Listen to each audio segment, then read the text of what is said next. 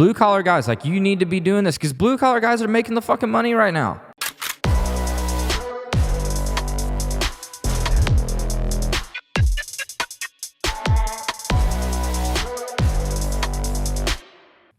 If you haven't put in your time, you can't leave the workforce. You ain't been in it long enough to leave it. Okay?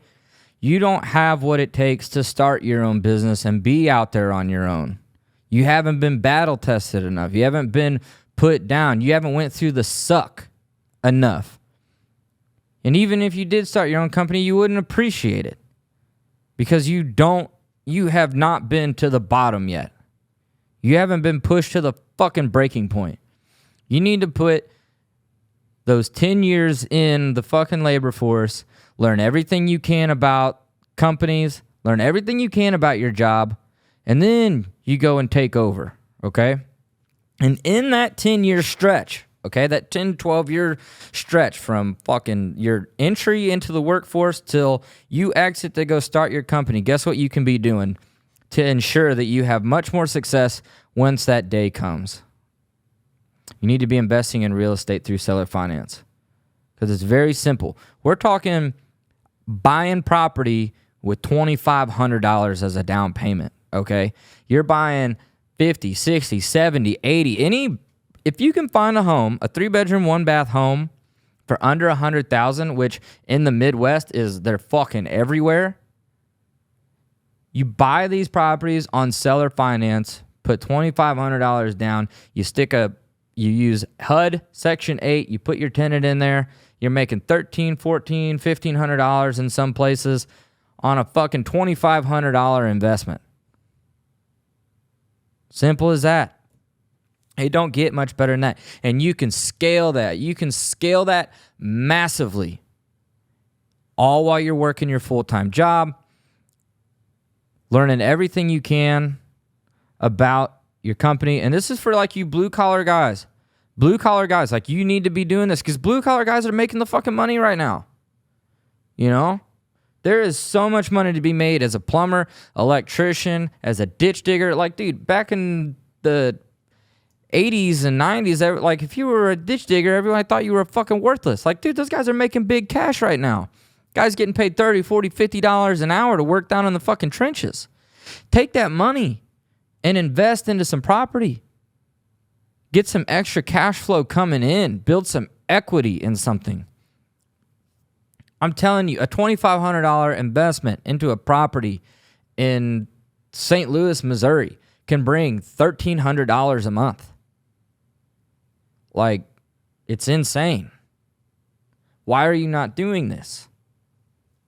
And you don't have to do all Section 8. You don't have to do Section 8 at all. I'm just saying Section 8 pays really, really well, and it's guaranteed by the federal government. The tenant does not pay you. The government pays you. It doesn't get any better than that. The government's going to steal from you anyway. Might as well make them pay the money that they're going to take from you. Excuse me.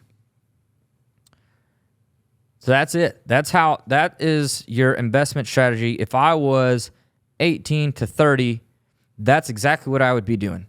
I would be learning everything I can about my industry. I would learn everything I can about whatever company I'm at, the financing, the bookkeeping, all that shit, how they get their contracts, all the money that comes in, where the money comes from, how they land their deals, everything you can possibly soak up about that company and that industry as a whole. You know, who are the big players in the industry? Who is your company's competition? Learn everything. Soak it up. And also be investing in real estate because that way, if you start off at like 18, 19 years old and you buy 5 houses a year through seller finance, which is, dude, you could do 5 a month, all the way until you're 30 years old, you have a massive real estate portfolio. You have a cash flowing machine on top of your day job, which you've just spent 10, 12, 15 years in. Now it's time to go cash in and start your own company. You go to the bank and they say, whoa, this guy's got all this fucking real estate. He's got this much money coming in. He's got 10 years experience in this industry. Yeah, they're probably going to fuck with you. They're going to want to do business with you. Problem is, too many guys, they do 2 years in the workforce and say, fuck this. And then they go try to scale a big company, and they've got no real estate. They've got no real assets. And they show up at the bank, and the bank says, we'll sell you a work truck. We'll give you a loan for a work truck. Now, don't fucking do that. Don't fucking be that asshole. There's too many of them fuckers out there. They do 2 years in the workforce, can't hack it, and they go, I'm going to start my own company. I'm going to be my own boss. It's like, well, you're going to be the boss of you, because it's the only person you're going to be able to hire is you, because you ain't going to make enough money to bring anybody else on. That's just plain and simple how it is. I see it every fucking day. So, if you really want to get ahead and you really want to, build a great life for yourself after you quit working, you got to put in those years, though. You got to get mentally tough from those years of getting fucked with and beat on and being the butt of every joke on the job site. Because there is massive, massive money to be made in the trades. I really think that it's this underlooked, underappreciated industry that we're going to have major shortages in people who can build. We already do have those problems. Trying to find somebody that can do manual labor and wants to do it. Companies that can even come out and do it in a timely fashion. It's like there is a niche market there. And guess what? All the companies that are out there right now, they're owned by, the baby boomers. They're wanting to retire and get out. There's a lot of companies there that need to be purchased, So that's why I'm saying you need to be stacking your real estate portfolio. That way, whenever it's time to exit the workforce, you got some real assets behind you. And it's really easy to do, to buy single family, even multifamily deals. Like, here's my blueprint, okay? This is basically like a rule of thumb for me. Anytime I'm doing a real estate deal, when I go and I talk to the seller, I'm coming in, I'm saying, hey, I'm not going to put more than 5% down. I don't want to pay more than 5% interest, and I don't want to have to pay this loan off any faster than 5 years. It's the rule of 5, the 5% rule of real estate. Because typically, the reason I do that is a 5% down payment on like a $50,000 home, that's pretty good. A seller's probably going to go for that. Even like a $100,000 home, they're probably going to go for that. They're going to want to see that you got some skin in the game. And that's fine. 5%, on anything under 100 grand is doable. Anybody can come up with that money if you really want to. And then the interest rate, okay? You got to, this is really important, okay? Because whenever you talk to sellers, you need to understand this. Because they're gonna try to push back and try to get better terms for themselves.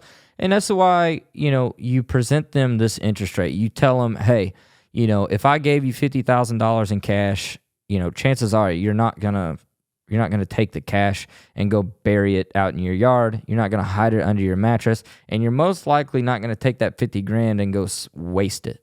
You're not gonna go burn it at the casino. You're going to put it in a bank account like a CD or some sort of investment. You might put it in the stock market and try to get what? What are you going to try to get? A 5% return. Because that's what the market bears. If you put money into like the stock market or put it into like a bank CD, you're looking at about a 5% return. Okay? So you're just cutting out that extra movement of the money. Instead of saying, hey, instead of me giving you $50,000 in cash and you going to try to find an investment instrument to pay you what you want, I'm right here. Just let me pay you your 5% on your money on this, and that investment is secured by this asset. Okay? And that's the whole deed of trust, promissory note. Okay? So like the debt is backed up by the asset. All right? You both have, some interest here. And if you're a real fucking player and you know how to talk to people and you can be a stand-up straight shooter and you present these terms to these people, they're going to fucking take the cake because that's a good fucking deal. If you present it to them that way, you're going to get that deal. And then the 5-year balloon. If you Google like seller financing, pretty much rule of thumb, very standard, is like even in like a lease option, basically what I'm saying, a 5-year balloon payment is very standard for a seller finance situation. Now, you can push for longer, but at the bare minimum, I'm giving myself at least 5 years before I have to have my seller paid back in full. That gives me plenty of time to fix up the property. That gives me plenty of time to do exactly what I need to do. If you can't do what you need to do with this property in 5 years, you're not doing something right, okay? You can fix that property up and get a refinance in a fucking 6 months if you want, if you're really humping ass, which is exactly what you should be doing. But you don't always have to do that, because if you get really good terms on the seller finance, then, let that loan pay off the seller for that full 5 years. Let that payment come down. Take advantage of that low interest rate, because guess what? When you go refinance that seller finance at the bank, you're going to pay higher interest. Now, you'll be able to pull more money out and roll into another deal or whatever you end up doing. But, take advantage of that 5% and that 5-year window to have a really good interest rate and have good cash flow. Take advantage of that. But yeah, you could. So the balloon payment. Let's go over the balloon payment real quick. For those of you guys who don't know what a balloon payment is, basically, on a seller finance deal, let's say I borrow $100,000 for just layman's terms, something simple, and I had a down payment, and basically my down payment was like 5%. So that means that I have a $95,000 loan with the seller. I owe them $95,000, and it has to be paid off in 5 years. But what you do to keep that payment down, because if you finance $95,000, over even at 5%, over 5 years, your payment's still going to be outrageous. So you stretch out the amortization to like 10 years or 15 years, but you put that balloon payment in where it's you have to pay the seller back in full in 5 years. Okay, so that brings your payment down. The amortization is longer than the balloon payment, and then so that's basically what the balloon payment is. You got to pay off the remaining balance, because in that 5-year stretch, you're obviously not going to pay the entire loan back. I mean, you could do just basically a 5-year loan, but you're not going to have any cash flow, because you're literally paying off $95,000 in 5 years. So even if you put a renter in this property, after taxes, insurance, and the interest and the payment, you're not going to have any money. So it kind of defeats the purpose of the seller finance. How you fix that is with the 5-year balloon, and the balloon payment is really, this is super important, is because this is the kicker. A lot of people, they want to be paid off in 5 years. And now you're going to do that, but you're just not going to do it through your monthly payment. Okay? So this is a really important part of the equation, because you got to understand how to stretch out that amortization so that your interest rate and all that stuff makes sense for your monthly payment. And then also taking care of your seller at that 5 years. So, if you got a $95,000 loan that has to be paid back in 5 years, now you lower that amortization schedule, so you only pay back, over that 5 years, 10 or 15 grand towards that loan. So that means at the end of the 5 years, you're going to have to come up with like 75 grand. Okay, so let's say over that 5 years, you only pay back principal and interest like 20 grand. That's fine, because guess what? You made money. Okay, you paid them 20, but you were making the spread through rent. So that's basically what a balloon payment is. It's just, hey, you're telling the seller, hey, give me 5 years to get you your money. and you set up the deal so that there's like an arbitrage there between what you're paying them and what you're making on rent, and you increase the value of the property too.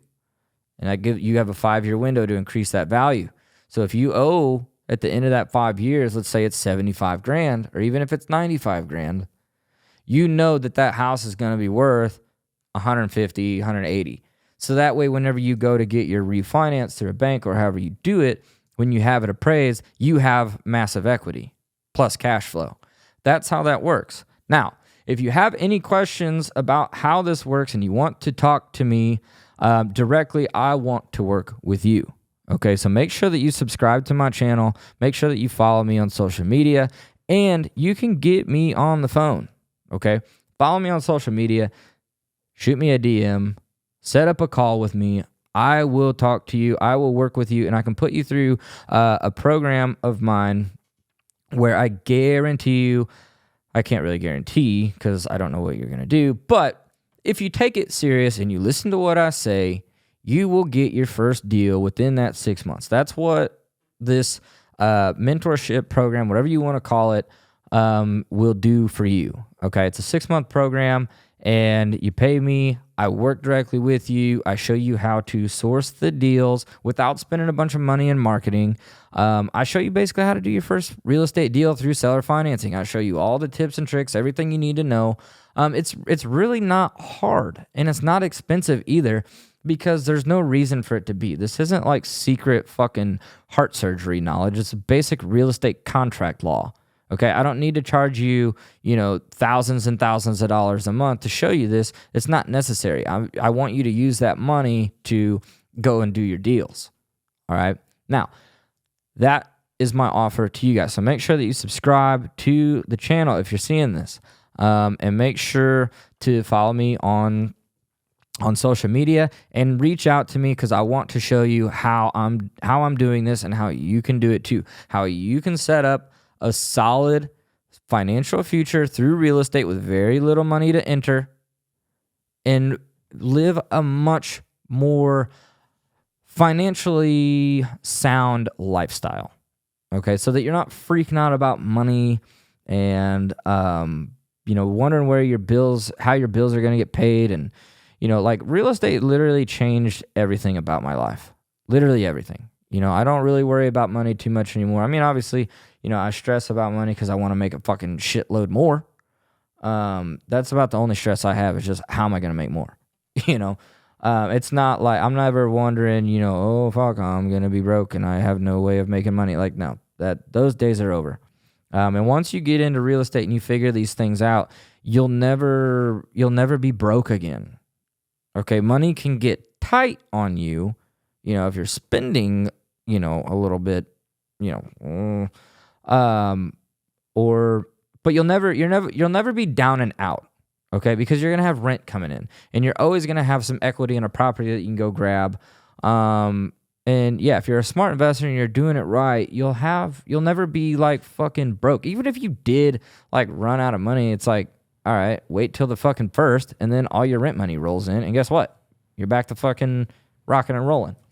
So that's what's beautiful about real estate. And I look forward to hearing from you guys, working with you guys. Follow me on social media, subscribe to the channel, and I'm going to keep putting out more content, and I want to hear from you guys. So get me on the phone, okay? I will sit and talk to you. I will explain all this. I'll get you signed up on my mentorship, and we'll start making money together. So I'm going to jump off here. I hope you guys had a good time watching the video. Look forward to making another one and seeing you guys in the next one. So peace out. Let's fucking go.